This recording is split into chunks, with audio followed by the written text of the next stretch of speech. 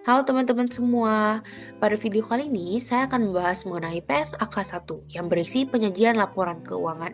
Sebelumnya, perkenalkan nama saya Rachel Patricia, saya merupakan mahasiswi Universitas Ciputra Surabaya, jurusan Accounting Angkatan 2025. Kita akan masuk, apa itu PSAK? PSAK merupakan pernyataan standar akuntansi keuangan 1. Tujuan PSAK yaitu General Purpose Financial Statement, di mana penyajian laporan keuangan umum yang berfungsi untuk membandingkan laporan keuangan periode sebelumnya dengan laporan keuangan entitas lain. Kemudian juga ada persyaratannya. Ini bertujuan untuk mengatur persyaratan, penyajian laporan keuangan, struktur laporan keuangan, dan persyaratan minimal isi laporan keuangan. Jadi ada ketentuan-ketentuan untuk memenuhi standar PSAK 1. Terdapat ruang lingkup di mana pernyataan ini berlaku dalam penyusunan dan penyajian laporan keuangan umum sesuai standar akuntansi keuangan, yaitu SAK. Pernyataan ini tidak berlaku bagi penyusunan dan penyajian laporan keuangan entitas syariah karena ada perbedaan dasar hukum yang digunakan. Laporan keuangan menurut PSAK 1 itu ada 3. Yang pertama, definisinya penyajian terstruktur dari posisi keuangan dan kinerja keuangan suatu entitas. Kemudian tujuannya juga memberikan informasi mengenai posisi, kinerja, dan arus kas, menunjukkan hasil pertanggungjawaban manajemen atas sumber daya yang dipercayakan. Yang ketiga, terdapat isi. Isinya yaitu aset, liabilitas, ekuitas, pendapatan, beban, kontribusi, distribusi, dan arus kas. Kemudian ada komponen laporan keuangan. Di sini ada 6. Yang pertama, laporan posisi keuangan pada akhir periode. Yang kedua, laporan laba rugi komprehensif selama satu periode. Yang ketiga, laporan perubahan ekuitas selama periode. Yang keempat, laporan arus kas selama periode. Yang kelima, catatan atas laporan keuangan informasi tambahan dan kebijakan akuntansi. Yang keenam ada laporan posisi keuangan.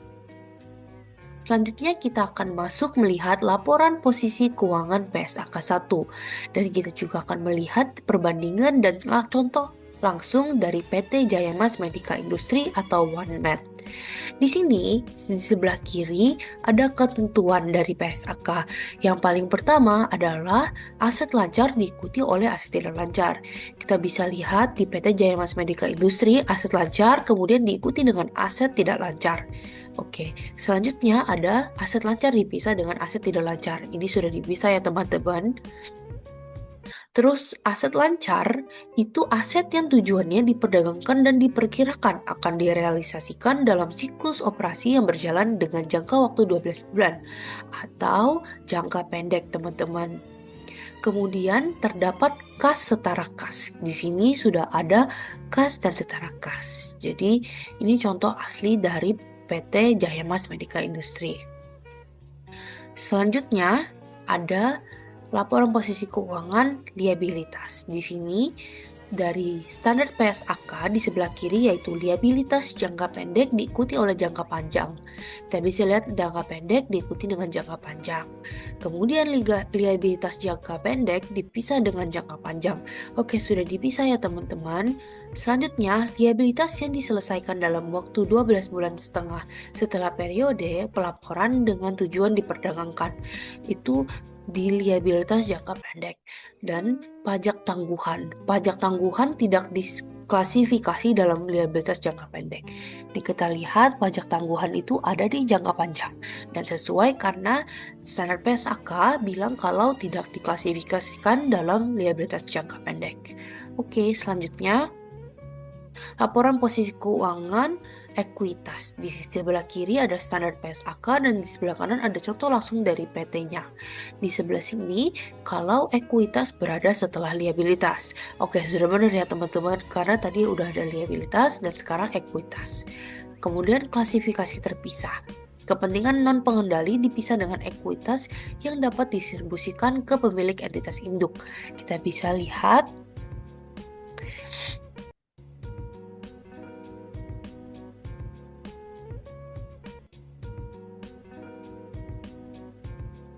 ini ada kepentingan non pengendali. Ini dipisah dengan pemilik entitas induk. Oke, sudah sesuai ya teman-teman. Kemudian penyajian sebagai bagian ekuitas, bukan sebagai pengurang laba. Kemudian ada komparasi dengan periode sebelumnya. Kita bisa lihat di sini dari September 2025 dengan periode sebelumnya yaitu Desember 2024. Selanjutnya ada laporan laba rugi menurut PSAK 1 dan Jaya Mas Medica Industri. Di sebelah kiri sini ada penyajiannya, yaitu memasukkan unsur laba komprehensif. Ini sudah ada ya teman-teman, laba komprehensif. Selanjutnya ada 2 laporan sesuai PSAK. Laba sebelum laba komprehensif dan laporan laba komprehensif yang dimulai dari laba rugi bersih.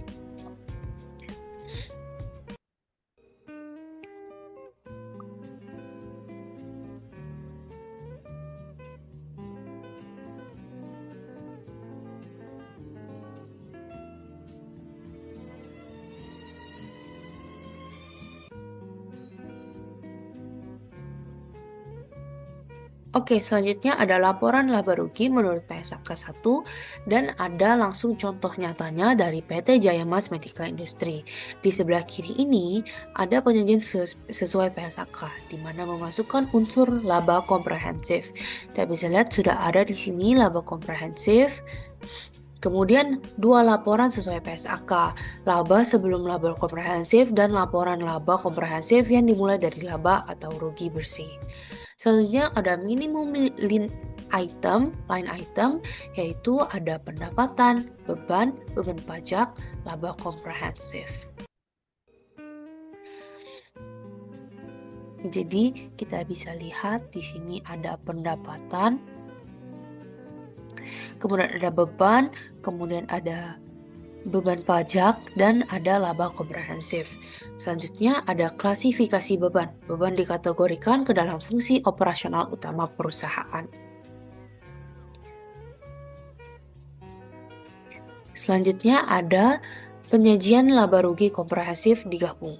Nah, yang pertama, laba periode berjalan dan laba komprehensif disajikan dalam satu laporan yang berkelanjutan. Ini laba tahun berjalan dan laba komprehensif yang disajikan dalam satu laporan yang berkelanjutan.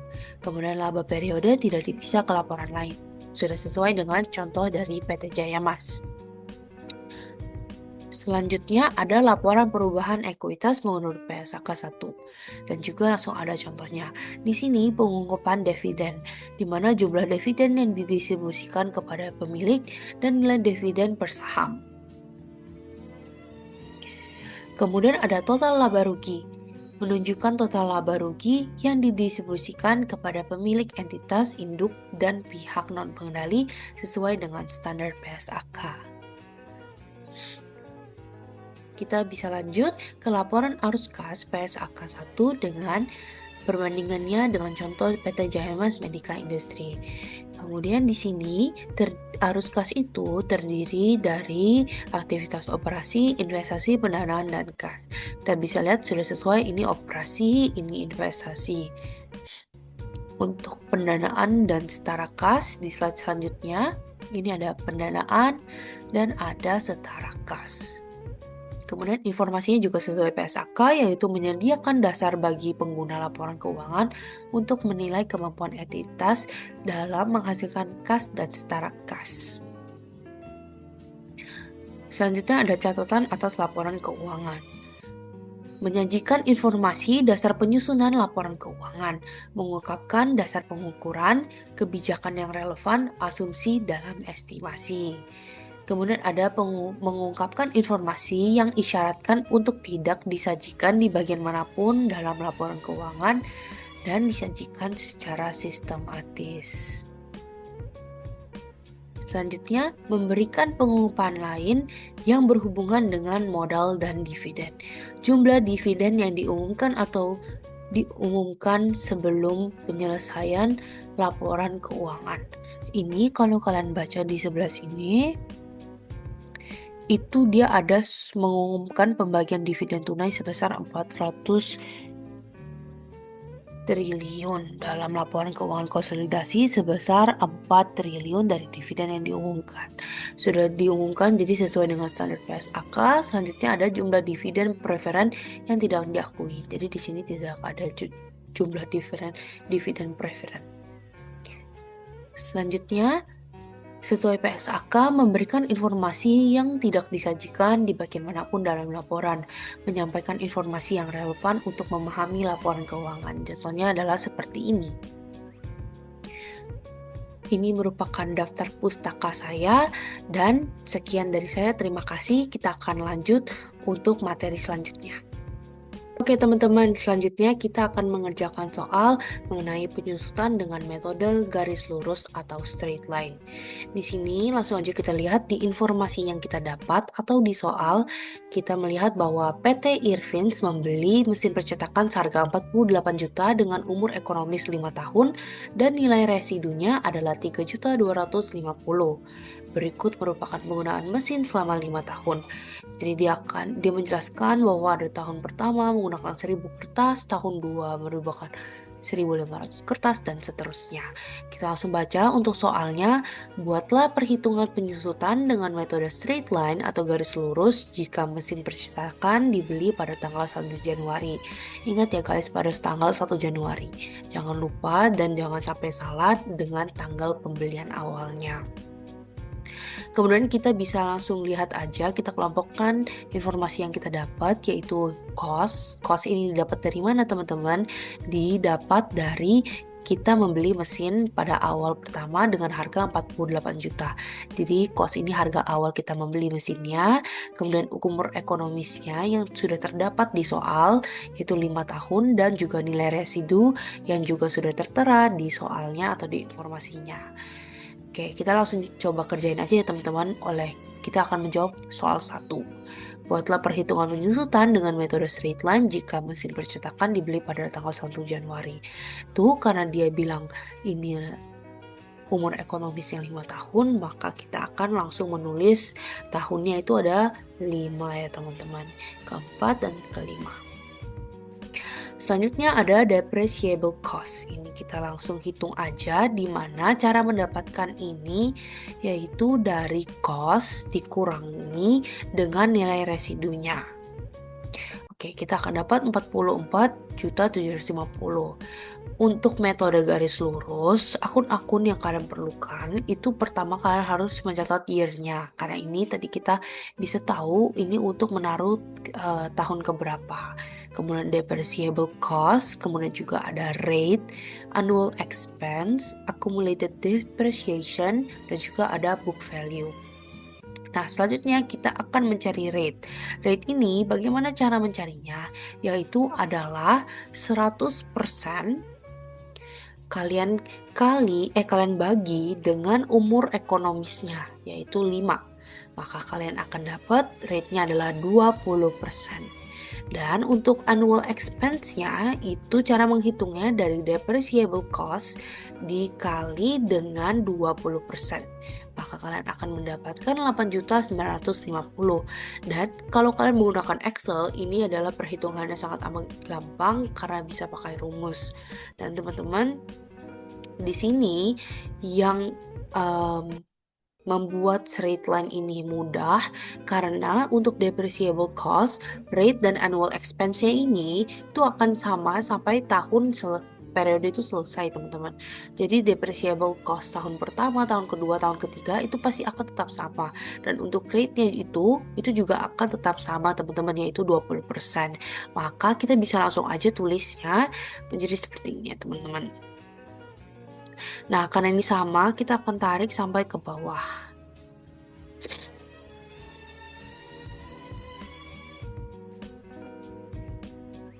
Oke, ini kita bisa tarik yang ini sampai ke bawah.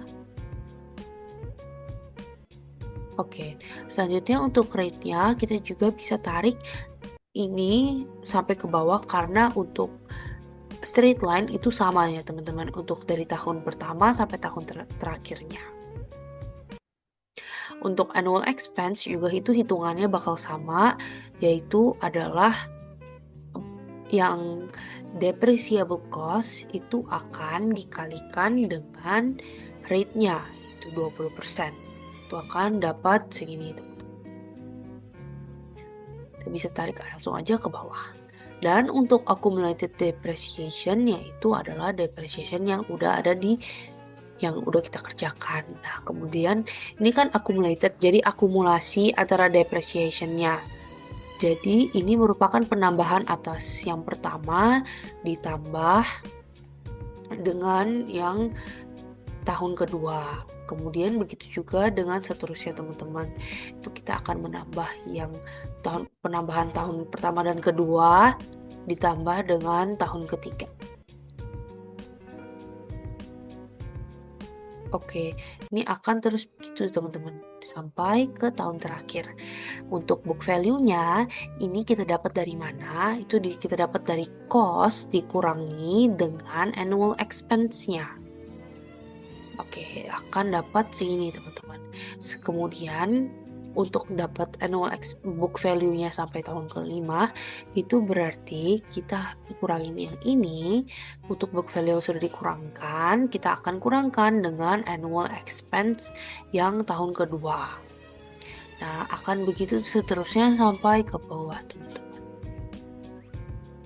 Oke, kita dapat book value-nya di 3.250 dan di mana ini juga merupakan angka residu, teman-teman. Jadi kita sudah mendapatkan residu akhirnya yang sesuai dengan soal.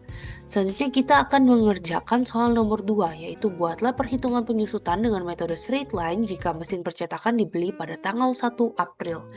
Oke, karena ini dibeli tanggal 1 April berarti 1 tahun itu terdapat 12 bulan, sedangkan April ini merupakan bulan keempat. Jadi terdapat 3 bulan yang belum digunakan oleh perusahaan ini. Jadi mesin ini belum terpakai selama 3 bulan di awal.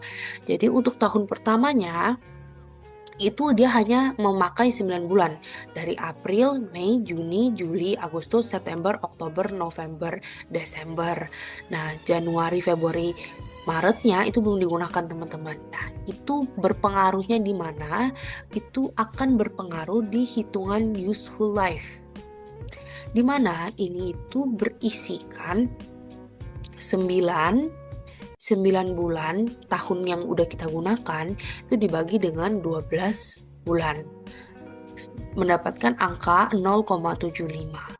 Nah, untuk tahun pertama itu kita cara menghitungnya seperti ini, teman-teman.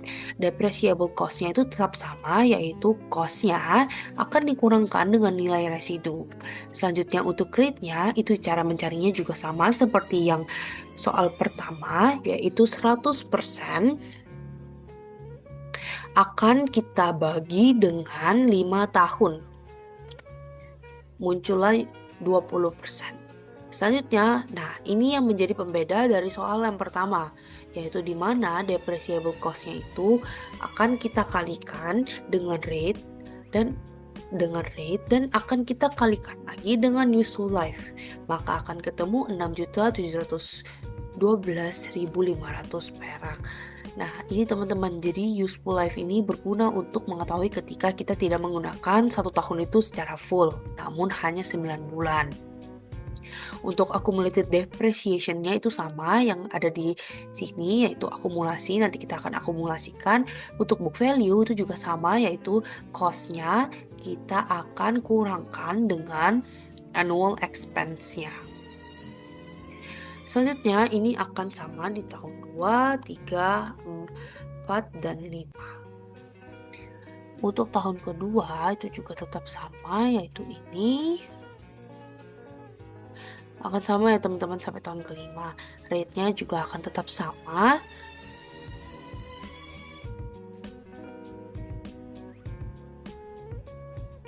Dan ini nggak ada useful life karena pada tahun kedua itu dia full. Dari Januari sampai Desember itu full, 3, 4, 5 itu juga full, teman-teman.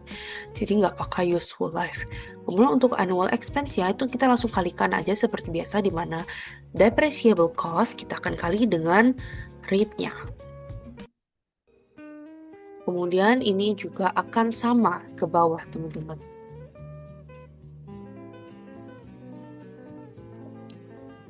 Oke, untuk accumulated-nya kita akan hitung seperti yang di soal pertama, di mana yang sudah kita hitung kita akan tambah dengan yang baru.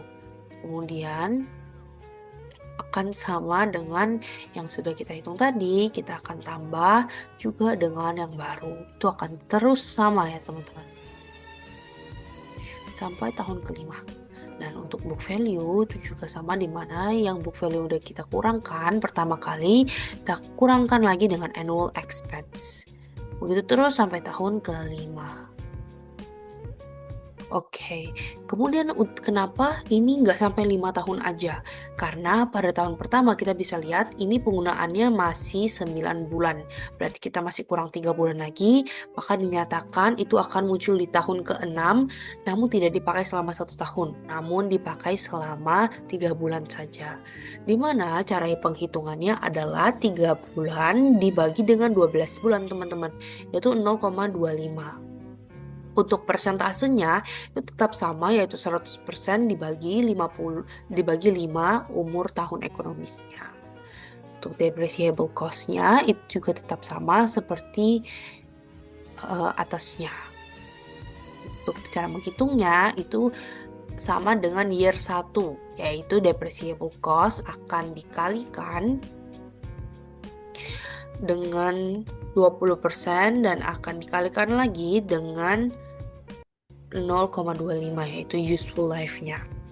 Dan muncul di angka 2.237, kita akan hitung lagi accumulated-nya, yaitu yang udah kita hitung kita akan tambah dengan tahun ke-6. Oke, udah dapat angkanya, dan untuk book value-nya itu sama 5 juta ini tadi kita akan kurangkan dengan annual expense yang tahun ke-6. Oke, muncul di angka 3.250, di mana ini sudah sesuai dengan nilai residu yang diharapkan, yaitu 3.250. Jadi beginilah cara mengerjakan soal dengan metode penyusutan garis lurus, teman-teman. Oke teman-teman, selanjutnya kita akan mengerjakan penyusutan dengan metode unit aktivitas atau unit activity. Untuk informasinya masih sama dengan straight line, yaitu PT Irvin membeli mesin percetakan seharga 48 juta dengan umur ekonomis 5 tahun dengan nilai residu 3.250. Dan di sini ia mencantumkan juga pada tahun pertama sampai tahun kelima ia menggunakan berapa ribu kertas. Langsung kita lihat di soalnya, yaitu kita disuruh untuk membuat perhitungan penyusutan dengan metode unit of activity jika mesin percetakan dibeli pada tanggal 1 Januari.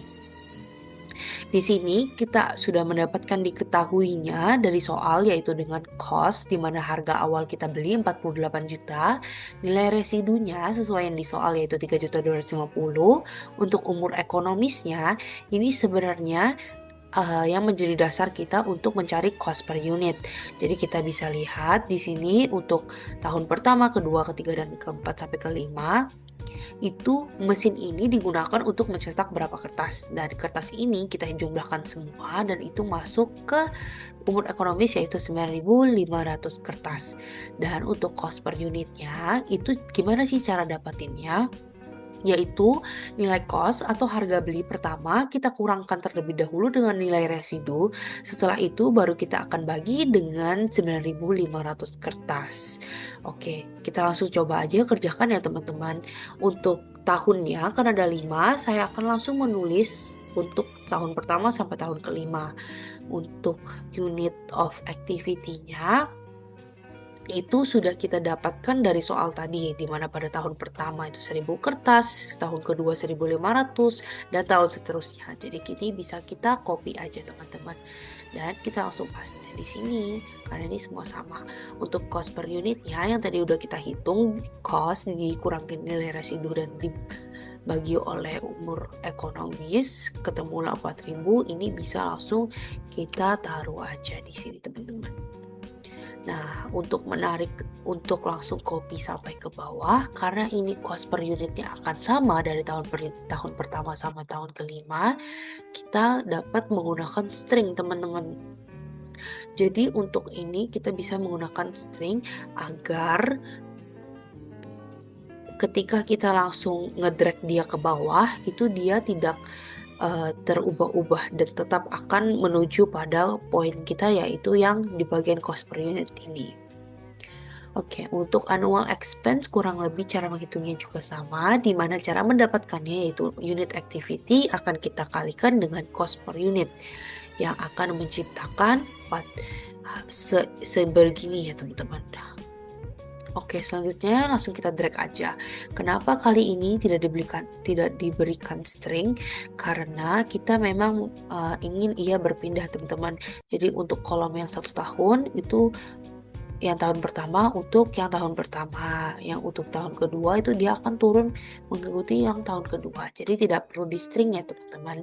Untuk accumulated depreciation-nya sama, yaitu total dari akumulasi depresiasinya dari annual expense.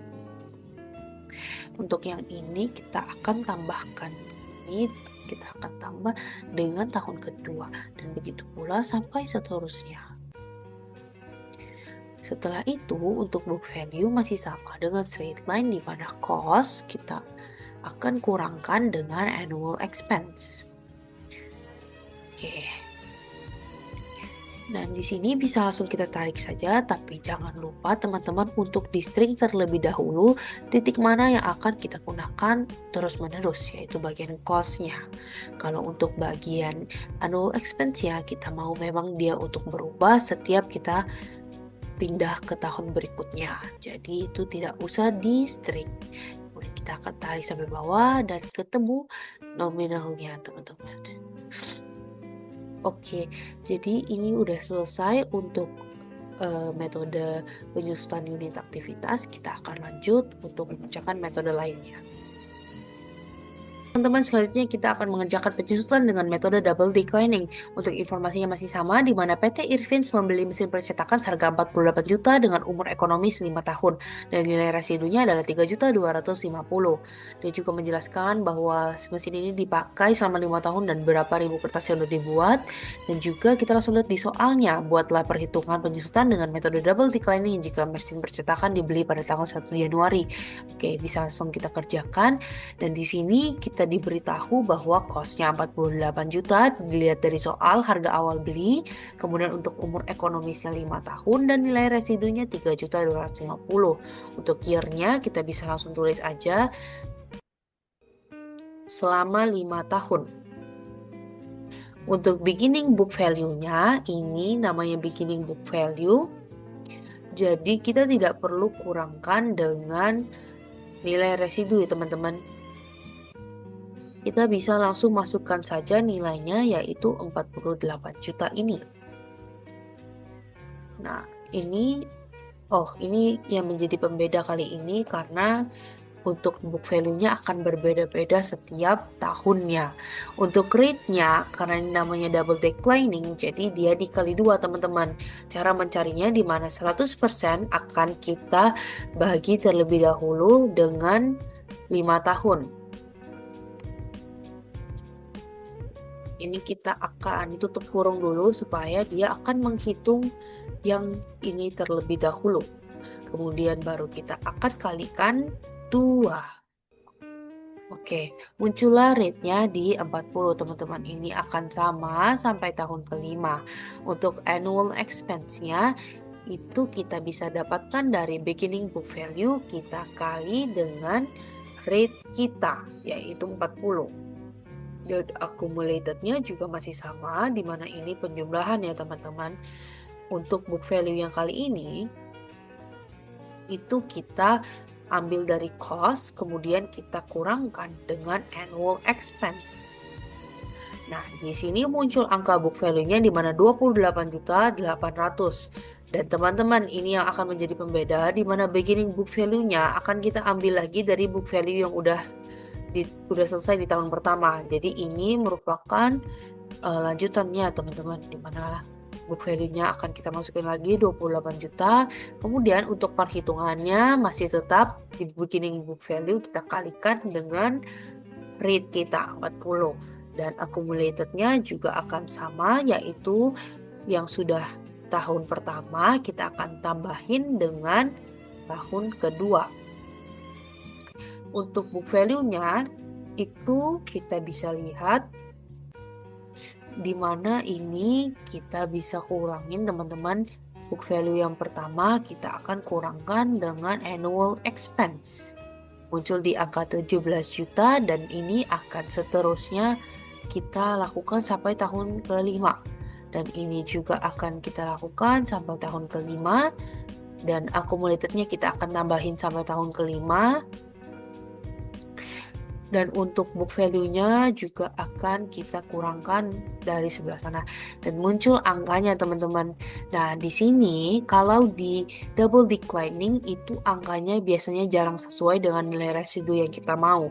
Nilai residunya kita mau 3.250.000. Nah karena ini butuh penyesuaian jadi kita bisa rubah sendiri ya teman-teman.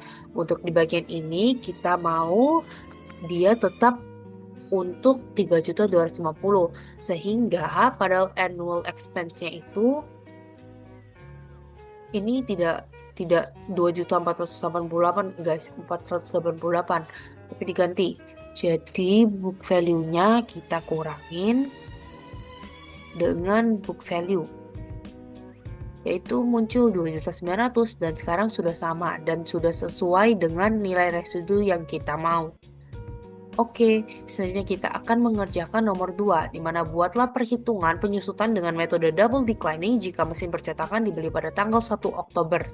Oke teman-teman, karena ini sistemnya sama seperti garis lurus yang dibeli pada April, maka yang menjadi pembeda adalah karena ini Oktober. Untuk tahun pertama, beginning book value-nya itu masih sama, yaitu 48 juta karena kita tidak kurangkan dengan nilai residu. Kemudian untuk rate-nya juga masih sama, di mana 100%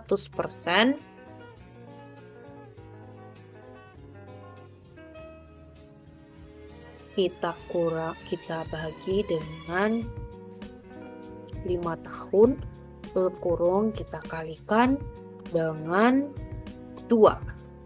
Oke, kita menggunakan persentase ya teman-teman.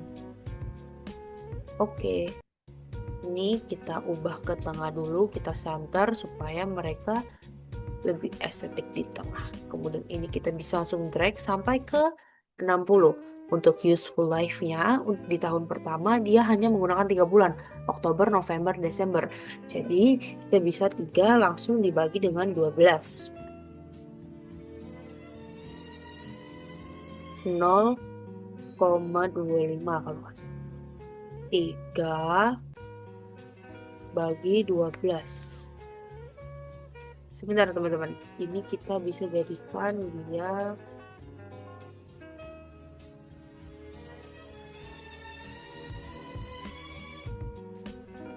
kita nggak mau dia jadi tanggal, kita jadikan dia general saja.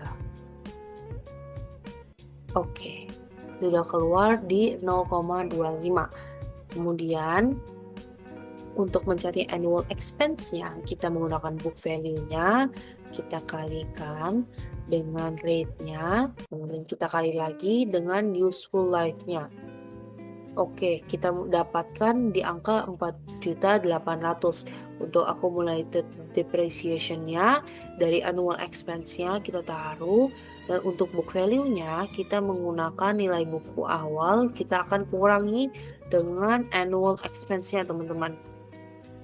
Annual expense-nya yaitu di 43.200, dan ini akan kita gunakan lagi di tahun kedua, di mana tahun keduanya book value-nya pakai book value dari tahun pertama, tidak ada useful life karena pada tahun kedua digunakan secara full. Untuk annual expense-nya juga penghitungannya sama, book value-nya akan kita kalikan dengan 40%. Oke, muncul 17 juta, accumulated depreciation-nya kita tambahkan yang pertama dengan annual expense yang tahun kedua. Untuk book value-nya kita akan kurangkan tahun pertama, kita akan kurang dengan annual expense tahun kedua teman-teman. Akan muncul 25 dan ini akan begitu seterusnya sampai tahun ke-6. Namun di tahun ke-6 jangan lupa useful life-nya kita akan cari lagi ya teman-teman. Karena tadi kita hanya mencari untuk 3 bulan pertama. Jadi masih ada 9 bulan terakhir di tahun ke-6. Untuk 9 bulan terakhirnya yaitu kita bisa hitung 9 dibagi 12 yaitu 7,8. Ini salah teman-teman. Kita bisa 9 kita bagi dengan 12. Dapat 0,75. Nah, kita bisa lihat untuk book value-nya masih belum yang kita inginkan, yaitu nilai residunya 3.250. Jadi kita akan sesuaikan menjadi 3.250. Kemudian untuk annual expense-nya itu tidak hanya segini, namun kita akan hitung dari book value kita akan kurangkan dengan beginning book value-nya, kita akan kurangin dengan akhir, berarti 2 juta. Oke, sudah sama teman-teman. Ini bisa kita kasih warna untuk mengetahui. Selanjutnya kita akan mengerjakan persediaan. Oke teman-teman, sekarang kita akan mengerjakan persediaan dengan metode perpetual FIFO dan metode perpetual average cost. Di sebelah kiri ini sudah ada tanggalnya, keterangan, kuantitas, dan juga harga selama bulan Maret.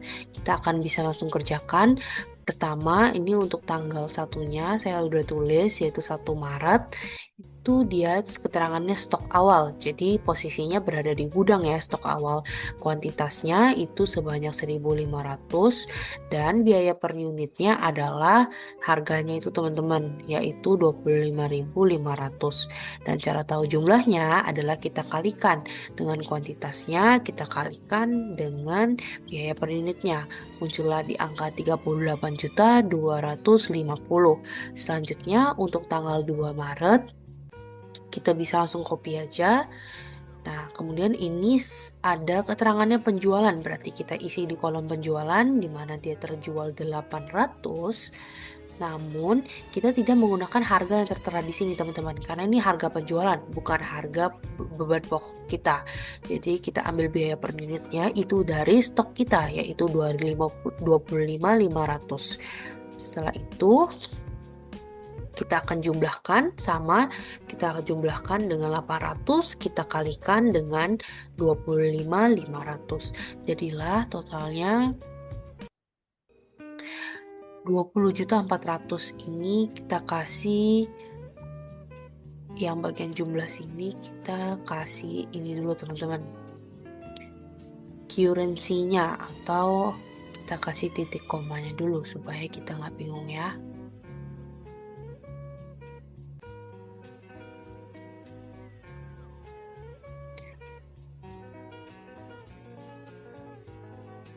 General.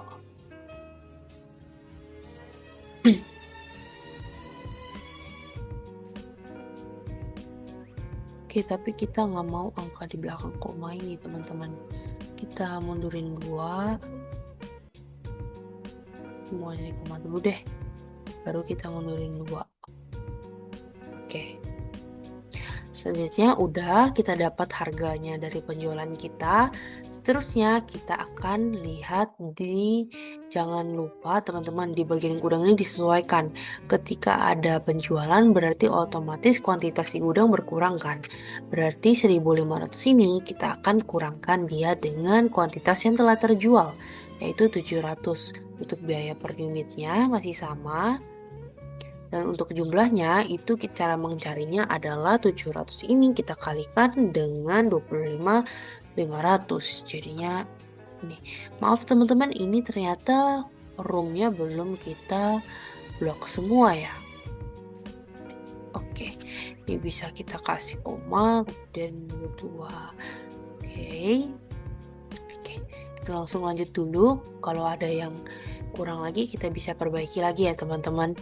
Ini untuk tanggal 5 Maret kita copy, kemudian kita paste di sini. Nah, kita lihat kalau ini ada pembelian sebanyak 2.500. Untuk pembelian kita akan masukkan di sini, pembeliannya 2.500. Kemudian biaya per unit saat kita beli itu harganya 26.000, dan cara menghitungnya yaitu kuantitasnya kita akan kalikan dengan biaya per unitnya, yaitu muncul di angka 65 juta. Ini juga bisa kita kasih koma. Oke. Selanjutnya, karena kita membeli berarti otomatis stok gudang kita bertambah dong teman-teman. Nah, tapi karena ini FIFO metode perpetual, kita harus terus mencatat satu demi satu teman-teman. Karena ini pencatatan yang detail.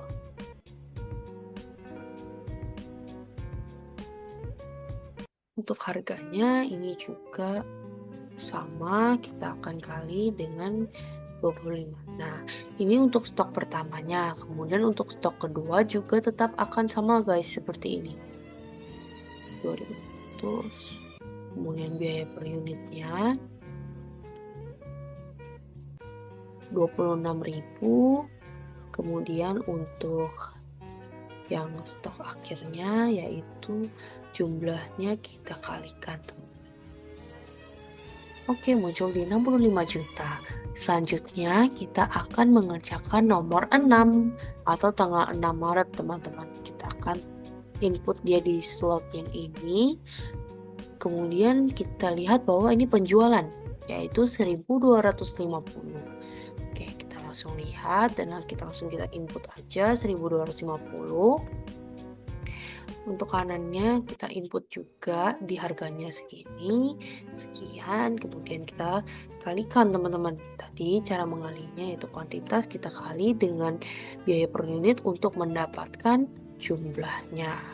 Setelah itu karena ini merupakan penjualan berarti persediaan dari gudang otomatis berkurang teman-teman. Nah, kita lihat dulu kalau dari gudang itu dia ada 700 dan juga 250. Berarti otomatis 700 ini berkurang karena dia belinya lebih dari 700. Oke.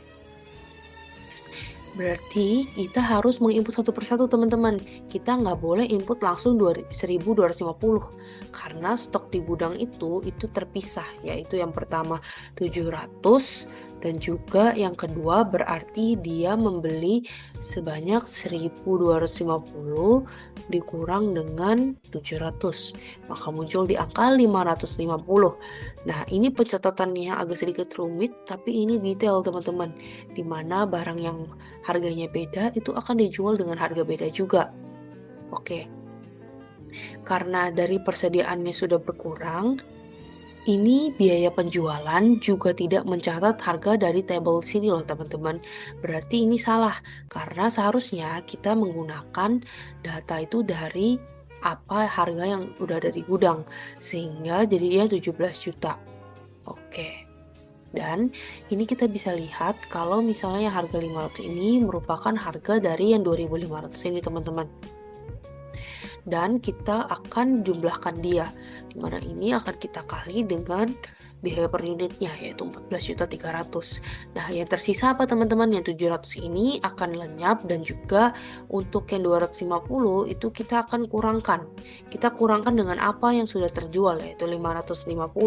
Jadi persediaan yang ada di gudang sisa 1.950 dengan harganya masih sama yaitu 26 dan untuk jumlahnya kita tinggal kalikan lagi untuk mendapatkan hasil terbaru yaitu 950. Kita akan kali dia dengan 26.000 sama dengan 50.700.000. Oke, selanjutnya teman-teman pada tanggal 7 Maret nih dia melakukan pembelian. Pembelian itu masuk ke kolom pembelian dengan membeli barangnya 550 dengan harga 26.500. Oke, kita langsung kaliin aja. Ini kita bikin koma. Oke. Ini sama dengan kita kali. Oke. Dan karena ada pembelian jadi stok di gudang otomatis naik teman-teman.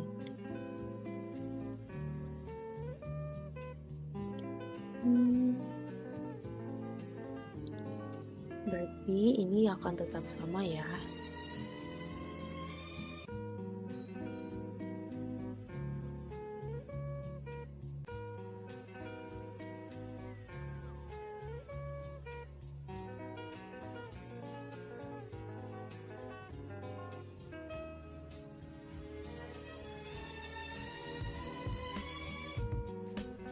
Oke, selanjutnya kita akan mencatat, maaf agak sedikit lebih dari kolom ya teman-teman, mencatat pembelian terbaru, yaitu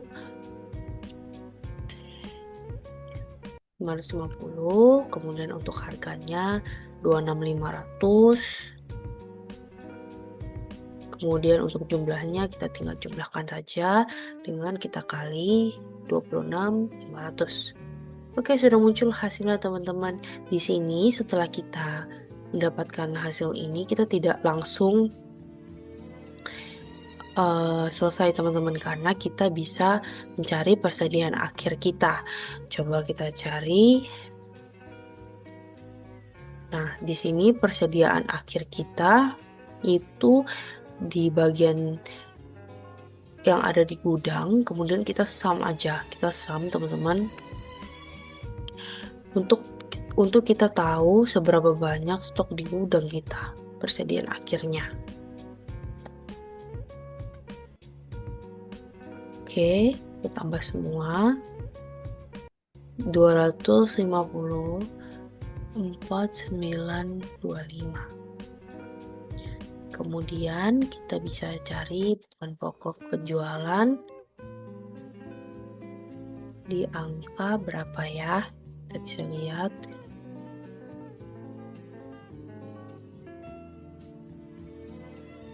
Tinggal kita sum aja.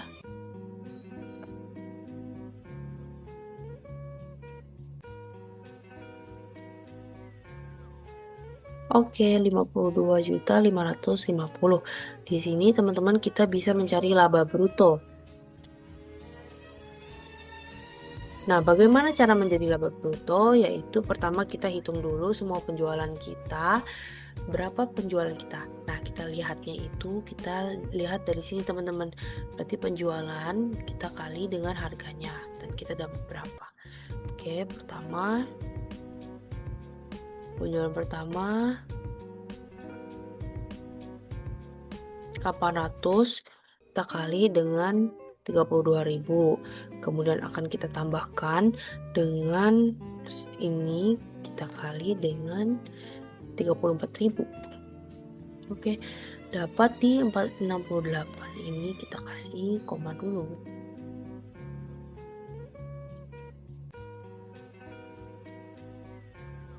Oke teman-teman, setelah itu kita bisa kurangkan dengan beban pokok penjualan, dimana beban pokok penjualan itu kita udah hitung tadi di 52 juta ini. Nah, untuk laba brutonya kita bisa dapat itu 68, kita kurangkan dengan 52 juta. Oke, kita dapat laba brutonya itu di 15.550.000. Oke, kita akan lanjut untuk metode perpetual average cost. Teman-teman, selanjutnya kita akan mengerjakan metode perpetual average cost. Yang membedakan adalah ketika di FIFO kita harus mencatat satu persatu persediaannya, di mana harga awal barang itu masuk akan berbeda dengan persediaan yang baru kita beli. Namun pada average itu semua akan disamakan teman-teman. Oke, kita langsung coba kerjain aja ya. Untuk pada tanggal 1, kita bisa lihat di stok awalnya, itu berarti dia berada di gudang, di mana kuantitasnya dan harga kita bisa langsung copy dan kita masukkan ke kuantitas dan biaya per unit kita. Kemudian kita jumlahin, itu kuantitas kita kali dengan biaya per unit. Oke, dapat 38.250. Selanjutnya untuk tanggal 2 itu kita melakukan penjualan teman-teman. Penjualannya sekitar 800 dan harganya nggak bisa ikut ya, karena untuk penjualan kita pakai harga dari gudang. Nah, ini kita langsung copy aja harga dari gudangnya dan kita kalikan teman-teman. Oke, selanjutnya kuantitasnya, karena barang kita sudah laku, jadi persediaan yang ada di gudang otomatis sudah berkurang kan. Berarti kita kurangkan dengan yang sudah kita lakukan penjualan. itu 700. Untuk biaya per unitnya masih sama, dan untuk jumlahnya itu kita kalikan lagi. 700 ini kita kalikan dengan 25.500. Selanjutnya untuk tanggal 5 Maret, itu kita ada melakukan pembelian teman-teman. Pembeliannya itu sebesar 2.500 dengan harganya 26.000.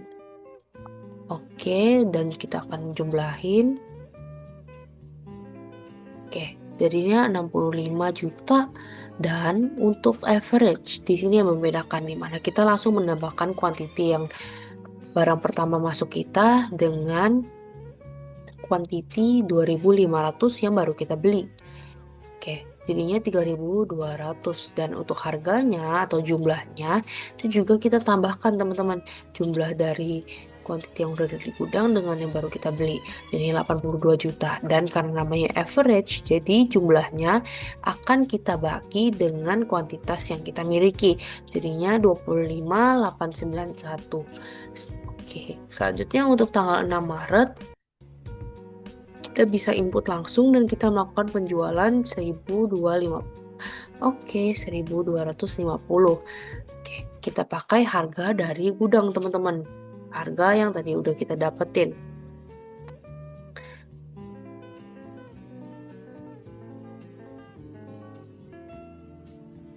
Oke, kita kalikan lagi harganya. Oke, dapat di 32.363. Dan karena kita ada penjualan, otomatis barang di gudang berkurang. 3.200 kita akan kurangi dengan 1.250. Harganya akan tetap sama, namun yang membedakan jumlahnya juga akan beda teman-teman. Akan kali dengan sebelah kita. Oke, 50 juta. Selanjutnya ada di tanggal 7 Maret. Kita melakukan pembelian di 550 barang dan juga 26.500 harganya. Oke, selanjutnya kita bisa langsung hitung. Jadinya 14 juta. Kemudian untuk kuantitas yang ada di gudang seperti biasa dia bertambah karena kita menggunakan metode average. Jumlah kita tambahkan. Dan yang terakhir adalah kita mencari average-nya, di mana jumlah kita bagi dengan kuantitas.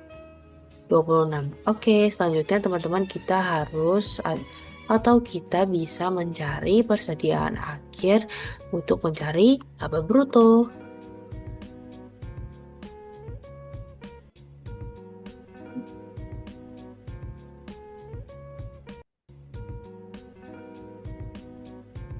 Selanjutnya kita bisa sum aja langsung semuanya yang ada di kolom gudang. Kemudian kita juga dapat mencari beban pokok penjualan. Kita bisa langsung sama aja di bagian jumlah yang ada di penjualan.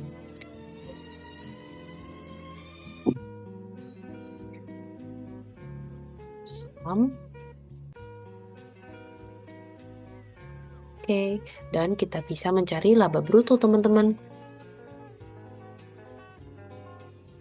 Seperti yang tadi di atas, kita akan mencari penjualan, di mana 800 akan kita kalikan dengan 32. Setelah itu akan kita tambahkan dia dengan penjualan kedua, dan kita kali dengan harganya.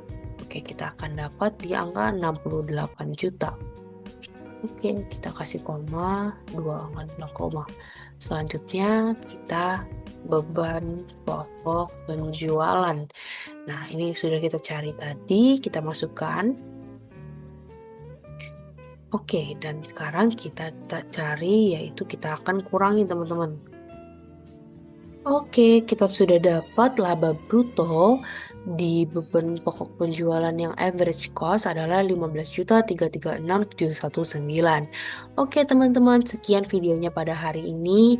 Terima kasih teman-teman sudah berada sampai akhir video, sudah menonton dari penjelasan PSAK, laporan keuangan, menggunakan 3 metode dari straight line, unit aktivitas, maupun double declining saat melakukan penyusutan, dan juga kalian menonton sampai melihat metode perpetual pencatatan persediaan.